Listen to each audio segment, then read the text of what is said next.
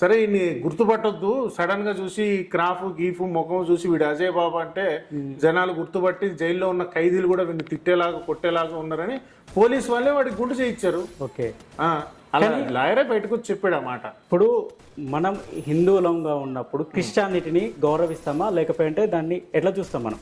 మనం ఎట్లా చూడం అసలు దాన్ని. క్రిస్టియానిటీ వైపు మనం కన్నెత్తి కూడా చూడాల్సిన అవసరం లేదు. ఎందుకు మరి? మనది ఉన్నతమైనటువంటి హిమాలయ శిఖరం. క్రిస్టియానిటీ అనేది చిన్న కంకర్ ఐలాండ్. ఓకే, హిందుత్వం అనేది ఉన్నతమైన హిమాలయ శిఖరం. దాని దిక్కు కన్నెత్తి చూడాల్సిన అవసరం లేదు.